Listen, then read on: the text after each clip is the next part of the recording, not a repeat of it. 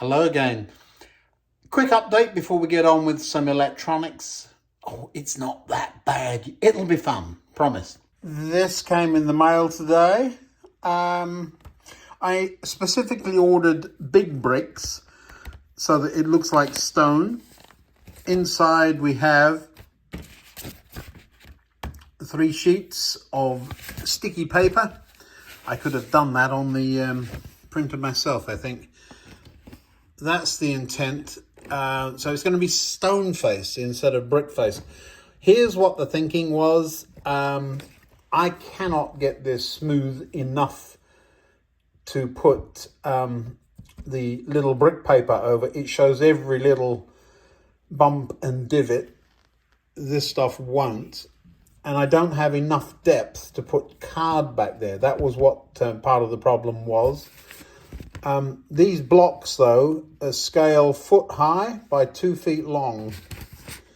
So they're not bricks. I think we'll be all right with them. Bit big, but life goes on. I'm going to leave those right there. Links in the description. They were out of the stuff, but I will put a link. I sometimes say that and then forget. Please remind me. Let me tell you a story. It'll be quick. Long ago, I mean like 25 years ago or something like that, we had a house with a downstairs toilet, or half bath they call them here. And on the wall, I'm knocking track around here, on the wall there was a shelf. And on the shelf was one piece of track that ran along the wall and around the wall and stopped. And on that track was Thomas the Tank Engine and the 2 carriages, Annie and Clarabelle. See, I remember. Now, it looked like an ornament. There were no wires going to it, apparently, and everything seemed just fine. However, behind the bathroom mirror was a little transformer, and 2 tiny wires came out to the track. That's all there were. There was a little timer, and if you were in the bathroom and you left the fan on for more than a minute, the train would start moving. And it would scare the living daylights out of people. Off it would go. But before it started moving, the little red light would go from red to green. And then the train would go along. And there was another red light and a green light at the other end, and it would stop there. There were no additional wires to the track. Let me show you how I did that. Now, a couple of videos ago, I talked about automatic shuttles, and I said you needed to have a gap in the track and you'd put a diode across the gap. And somebody asked, well, how do you get it to stick to the track? I'll show you. Now, ordinarily, I recommend that you do not use such a big gap, and you put in a plastic fish plate, and you don't do it right opposite another fish plate. But all of those things being wrong, let's do it anyway, and I'll show you how I do it. Now, the first important ingredient is flux. Now, this particular pot of flux isn't great, so I'm not going to put a link to it, but you'll find it. This is much more like soap. Now what I do with it is just jam it's not a cotton swab, it's one of those paint sticks. So I've got a bunch of the stuff. It's usually runnier than this. But anyway, flux. And you poke that on the side of the rail. Another thing you can do is a good idea, just rough the track up with a file or a screwdriver or something. So I'm just getting a bit of flux on the rail there. Now I'm super conscious of stuff being out of focus. That last video I did at the bench was really bad, so I'm going to make extra effort tonight. You see that silver line on the left there? That, if you just remember, that will let the loco out. So in this instance, the loco would go from there to there, assuming the power supply is on our left. So silver line, if everything's wired to convention, you should be away from the dead end. So let me solder this on there. Now, for the purpose of this exercise, I've just bent the legs very roughly. I haven't cut them down. You could cut them right back. These diodes are really not that sensitive to heat. Now, remember what I said about tinning?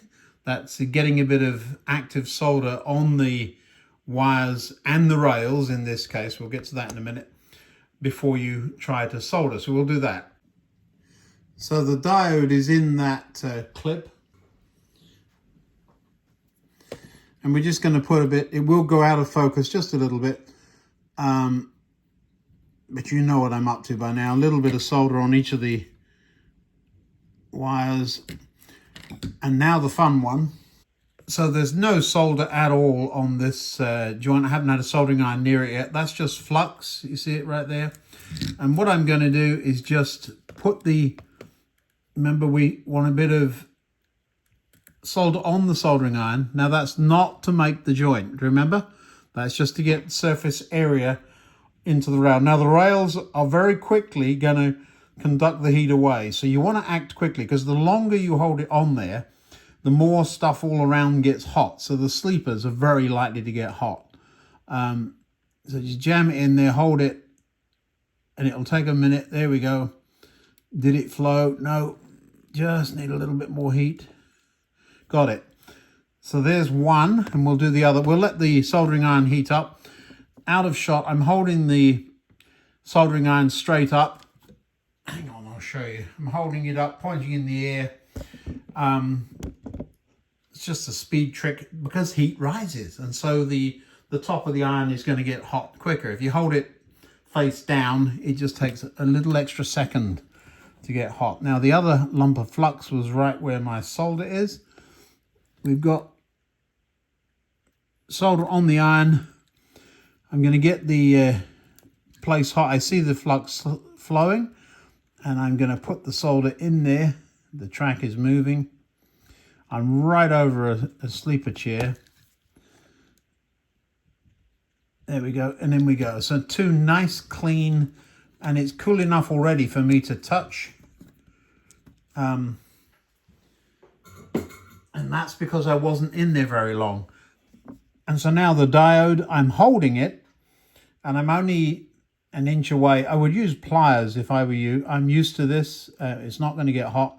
Making sure I've got a good mechanical joint. So I'm pushing on it. And now what I'm going to do, make sure my solder's down here. Make sure I, whoops, knocked you over. Can you see again? Solder's down here. I'm just going to get a bit of active solder onto the iron. And now I'm going to touch the wire. I'm not touching the rail. In it goes. You could haul a train out with that. I'm just smelling plastic, which means I've heated up one of those those chairs. I don't want to be fighting this, so I want to bend it so that it pushes on its own into that joint, so that it's touching already. And all I'm going to do now, again, you could do it one-handed, making sure I've got some solder on the iron. Remember, that iron is not, the solder on the iron is not making the joint.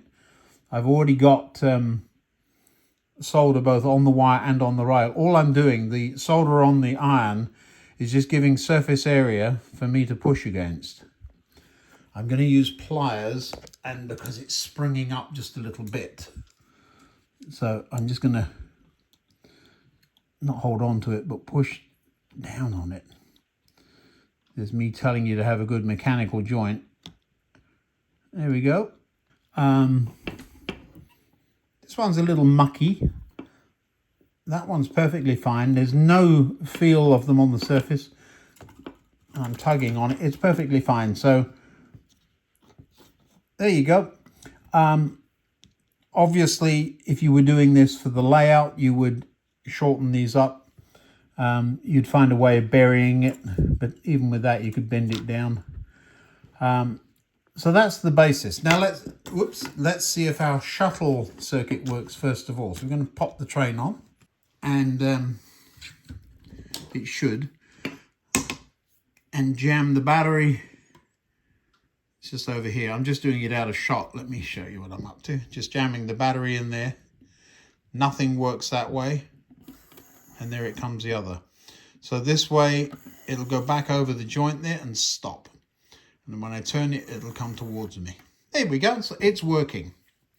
Now, that's not what we came here to do tonight, was it? We've done all that before. While I'm here, though, a couple of things. You did not see me hold on to that wire with the pliers. You saw me it rested on there.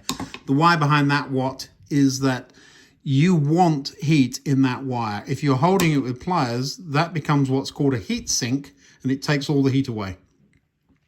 You also didn't see me try to heat up the rail. We'd already got solder on the rail. You saw me heating up the wire and forcing it into the solder, which remelted. And that's a perfectly good joint. If I tore at it with the pliers, yeah, I could break it off, but that's strong. All right, enough of me waffling on about soldering. What I'm going to do now is make a set of lights. I think the title will be something like Railway Signals for Under a Quid. Seriously. So first things first, we've got to find a couple of LEDs. I've got a box full of these. Well, I'm not even going to bother looking. There's red and green up there. Am I though? I don't know if I've said this before. Just because that's clear doesn't mean it's white. If I were to put power on that, that particular one is red. It's not the lens that gives an LED the color. But for the purpose of this exercise, I am going to use a red looking one and a green looking one, because that's what the railway would have.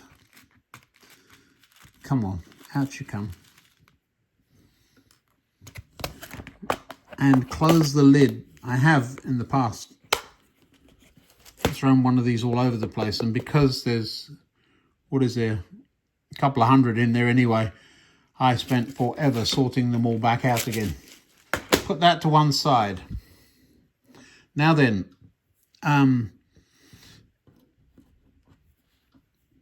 do you see there is a longer and a shorter leg? Now, for the purpose of this exercise, it actually doesn't matter which one's which, because we're going to use one of each. So what I'm going to do is simply solder these together. The bottom line is that the plus, in this instance, I believe it's the long one. The way I remember it, it's got more, so plus, I think. But I would check before I used it. The thing is that it's a diode, so just like the diode we've got in our track there, these things will only operate when current is flowing through them in one direction. So if I were to wire these two up long to long, short to short, and put a little voltage on them, they would come on. All I'm going to do is get a pair of pliers, which I have here. Going to hold them, and I'm just going to bend it at 90 degrees. There we go. Well, if that's 90 degrees, I'm a monkey's uncle. That wasn't very good. Big old messy, and come on, you can do better than that. So there we are, something like that. Do the same with the green one. The only thing is I want one way round and one the other. So the long one's on top this time. So the long one needs to go on the bottom this time. And just bending at 90 degrees. That's much better. Now all I'm going to do is solder these one on top of the other. Sounds like a tricky, it's a soldering exercise. Come on, you can do it. I'll set it up so you can see. Right, I figured out that if I put this piece of paper, it's actually the envelope the bricks came in today. I'm just tightening up my clip. I'm going to pop the red LED back in the clip. Can you see that? Yeah, just about. Then we're going to tin those wires. A little bit of solder, got a bit too much on there. Soldering iron underneath whenever possible.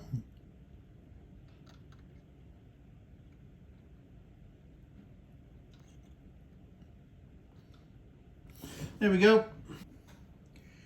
Now I am going to cut off a bit of the wire on the green ones.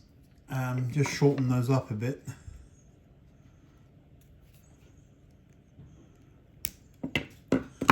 It means I no longer can rely on which way round it is.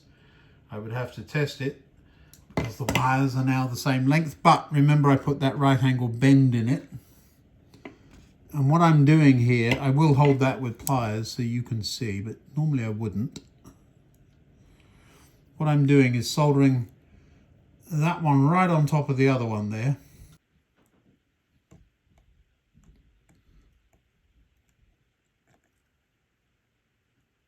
There's one. And now the other side. This one I will do right-handed because I want to be able to hold it.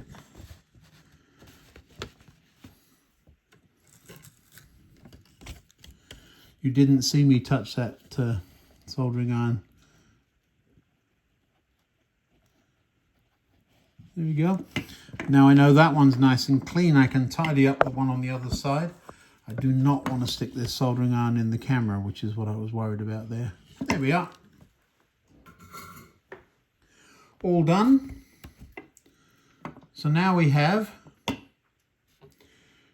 a red and a green light, one above the other.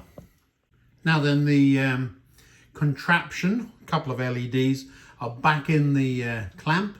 All I've got here is a 1K resistor and a piece of wire. The bit of wire is actually from the fence we were making the other day. It's a bit left over. So the first thing is I'm going to cut down the resistor wire. I'm going to shorten it up. We don't need all that. The resistor, you have to have a resistor in series with a diode. Now typically I put one in series with each diode. These things are, when I say cheap as chips, they're well lower than chips. I got 100 of them, which will take me forever to go through because I've just noticed that these days they're sending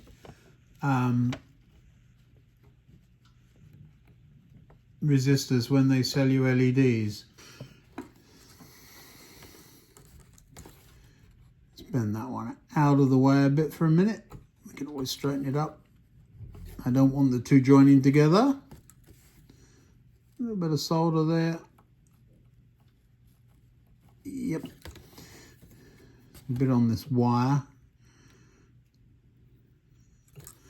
And then we'll just join the two together.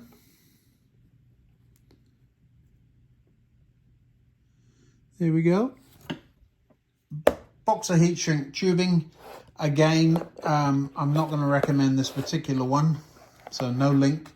But you just get a box. This is the one I, a video a little while ago, I threw it up in the air and it went absolutely everywhere. So they used to all be in little compartments. Now I've got the big stuff in with the little. What I'm looking for, that'll probably do it. Let's give it a try. So what I'm doing is I've threaded that piece of heat shrink tubing onto one of the legs and I'm shoving it up over all the joints as far as it will go. It won't get all the way to the top, but there's not really any way those two are going to get joined together. So that has just decided how tall our structure is going to be. I am going to cut off the resistor wire again, because they're really thin and flimsy. And I'm just going to solder another bit of wire. Shh, don't tell anybody, it's actually the other end of the same wire. So we're going to hook that on there. And I'm just going to solder a piece of wire onto the resistor there. I've got to stop flicking solder off soldering irons for you to see. Now we're just going to join those two together. I will say it's not a very good mechanical joint. It's relying on me holding it, but I got it. Now then, here's where some trickiness comes in. Another piece of heat shrink tubing. I've used 4 inches of it.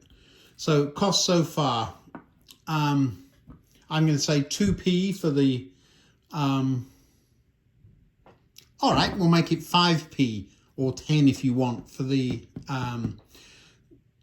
diodes. They're 2p each is where I got them. If you're paying more than 2p for the resistor, you've got problems. A packet of this stuff with hundreds of bits in it is pennies. So I'm calling that under a quid, but we're not there, but we're not quite there yet. So what I'm going to do is try and make something that looks half decent out of this piece of heat shrink tubing. So a little bit of fettling, I think the word is, isn't it? All I'm doing is cutting a piece off the end of the heat shrink tube. Let me show you what I end up with. Something like that. And then I'm going to thread our construction through it. Now, try and help you to see it. Everything goes in there. The heat shrink, I haven't shrunk that down. I'm just using it as insulation.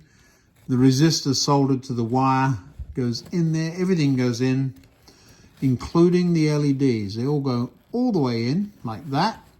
Bloop.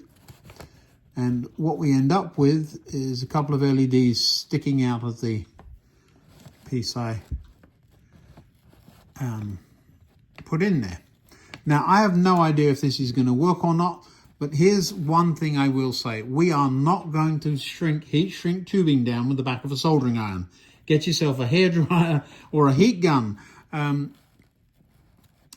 It's worth having. Seriously, it does such a better job. So what we're going to do is we're going to hold this in the clamps, and I'm going to find the heat gun. Here's the heat gun. This thing gets hot enough to melt solder, but you don't need one as big as this. I've had to move you because I have it plugged in somewhere safe. And we're just going to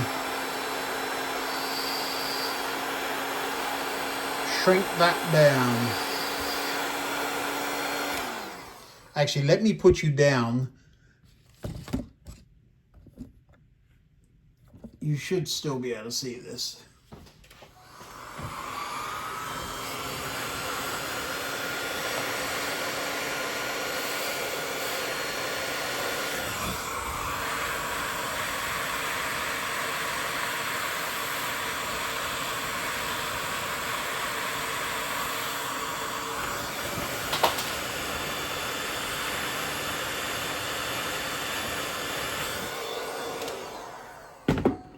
Now then, big mistake would be for me to put my fingers in there and pick that up. That will burn me quicker than a soldering iron.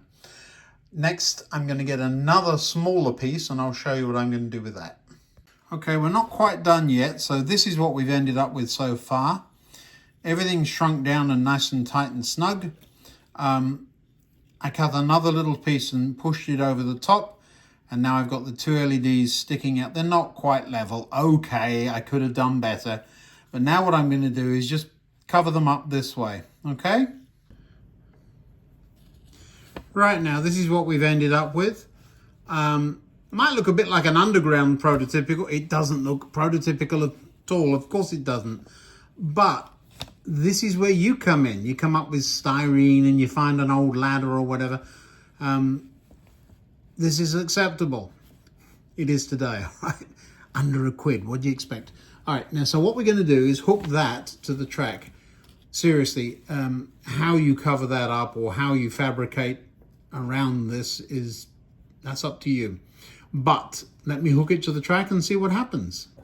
Right now, I've put a bit of heat shrink tubing. It's not fixed on or anything, it's just there. I probably should shrink it down just as insulation. That'll go under the tracks, and if I get it the wrong way round, it will just enable me to change it. Now we'll try it first. Now I happen to know it is the right way round, but we would try it first. There we go. So all I've done is I've got our thingy, I've shoved it under the track, and I'm going to solder it on the other side there. That will clear, I think. Let's give it a little bit more space. There we go. Right. Just let me get this set up.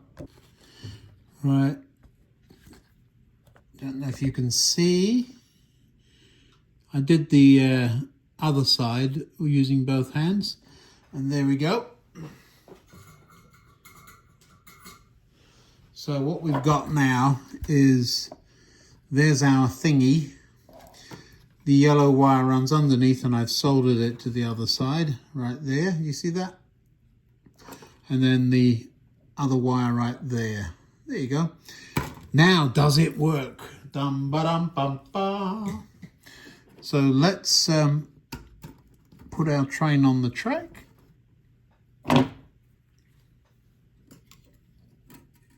And see. You need to see the lights, don't you? Right, first thing first, let's get this battery on the track. So all the time the locomotive is sitting this side of that gap, the red light will be on. But the moment the current reverses, and you know all I'm going to do is turn it, the red light will go out and the green one will come on and the train will go. Now, of course, when it's coming back the other way, it's going to go red. And it will stay red until that shuttle reverses. So there you go. Working signal for under quid. Your job, tidy it up, although that's not too untidy. Get a bit of styrene around it or something instead of big chunks of heat shrink. Put a ladder on it, paint it up, I don't know. But yeah, just by reversing the current, we go from red to green. So with one diode, a red and a green LED, a 1K ohm, 1000 ohm resistor, a little bit of heat shrink tubing. It's a fun project. You do another one the other end, of course, where this goes, and then you got to get yourself a shuttle. Eventually, depending on demand, I will show you how to make a shuttle. But we're not going to do that in the next couple of days because I've got a big station to fix. Yeah, I thought I'd come up with another project in the meantime. Thanks for watching. All that was done in real time, so you can see how long this video is and see how long it took me. I don't think, well, it would have been quicker if I hadn't been talking to you. But it's lovely talking to you. Thanks for watching. See you next time.